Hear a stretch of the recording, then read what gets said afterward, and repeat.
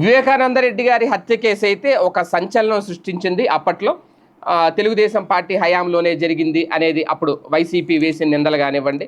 తర్వాత లేదు జగన్మోహన్ రెడ్డో లేదంటే అవినాష్ రెడ్డో వీళ్ళే చేశారు, హూ కిల్డ్ బాబాయ్ అనే అంశాన్ని తెర మీదకు తీసుకురావడం కానివ్వండి. ఆ తర్వాత ఒకేసారి షర్మిల కానీ లేదంటే సునీత కానీ వీళ్ళిద్దరూ ఎంటర్ అవ్వడం, ఆ కేసు అసలు నిందితులు బయటే ఉన్నారు, వాళ్ళని అరెస్ట్ చేయాలని చెప్పడం, చాలా కీలక ట్విస్టులు మలుపులు అయితే తిరిగింది ఆ కేసు.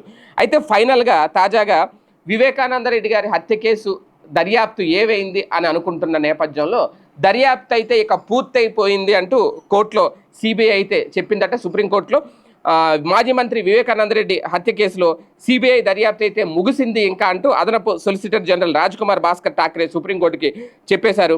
ఈ కేసులో నిందితుల బెయిల్ రద్దు చేయాలి అనేది, అంతిమ కుట్రదారులు ఎవరో తేల్చే వరకు దర్యాప్తు కొనసాగించాలి అనేది కోరుతూ వివేకానంద రెడ్డి గారి కుమార్తె సునీత నరెడ్డి దాఖలు చేసిన పిటిషన్లు జస్టిస్ ఏఎం సుందరేష్ అలాగే జస్టిస్ ఎన్ కోటేశ్వర్ సింగిల్తో కూడిన ధర్మాసనం ముందుకు విచారణకు వచ్చాయి.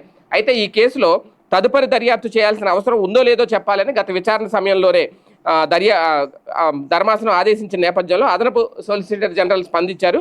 మేము దర్యాప్తు అయితే ముగించేశామని చెప్పారు. ప్రస్తుతానికి ఏమీ పెండింగ్లో లేదని కూడా క్లారిటీ ఇచ్చారు. ఒకవేళ మీరు ఏమైనా ఉత్తర్వులు ఇస్తే వాటికి కట్టుబడి నడుచుకుంటాము అనేది సొలిసిటర్ జనరల్ ఇక్కడ క్లారిటీ ఇచ్చారు. అయితే పిటిషనర్ సునీత తరపు వాదనలు వినిపించడానికి సీనియర్ న్యాయవాది సిద్ధార్థ లోద్రా అందుబాటులో లేకపోవడంతో ఆయన జూనియర్ న్యాయవాదులు పాస్ ఓవర్ కోరారు. దానికి న్యాయస్థానం అంగీకరించింది. ఇరుపక్షాల అభిప్రాయం మేరకు తదుపరి విచారణను ఈ నెల 19కి అయితే వాయిదా వేశారు. అంటే సిబిఐ చెప్తున్నది అయితే మాత్రం ఈ కేసు దర్యాప్తు అయితే ఇక అయిపోయింది వాళ్ళ వైపు నుంచి, సిబిఐ చేయడానికి ఇంకేమీ లేదు. అయితే ఇక్కడ అంతిమ కుట్రదారులు ఎవరు అని తేలారా లేదా అంటే ఇంకా అక్కడ తేల్చలేదు. దాంతోపాటు ఇప్పటికే అరెస్ట్ అయిన వాళ్ళు, ఆల్రెడీ జైల్లో ఉన్నవాళ్ళు, వాళ్ళ ఆల్రెడీ బయట బెయిల్ మీద ఉన్నవాళ్ళు, వాళ్ళ బెయిల్ రద్దు చేయాలి అనేది వీళ్ళ కోరుతున్నారు. ఈ నేపథ్యంలోనే సుప్రీంకోర్టుకి అయితే సిబిఐ క్లారిటీ ఇచ్చింది. మరి రేపొద్దున 19వ తేదీ విచారణ తర్వాత మళ్ళీ దీన్ని ఏమన్నా కొనసాగిస్తారా దర్యాప్తుని, వాళ్ళ బెయిల్ రద్దు చేస్తారా ఏంటనే చూడాలి. లేదు అప్పుడు కూడా ఇంక ఈ కేసు క్లోజ్ అయిపోద్దా చూడాలి.